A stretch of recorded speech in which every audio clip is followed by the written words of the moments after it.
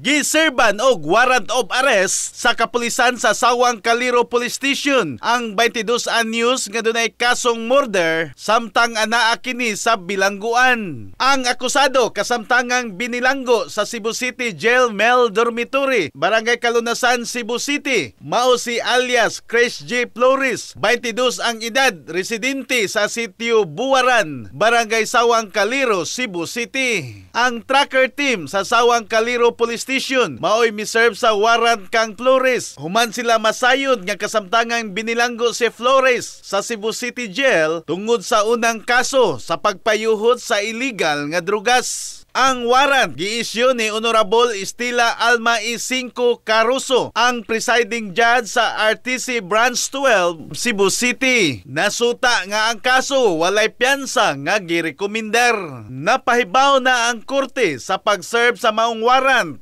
kang Flores. In the heart of changing lives, ako si Brigada Alan Tangkawan sa 90.7 Brigada News FM Cebu, the Music and News Authority.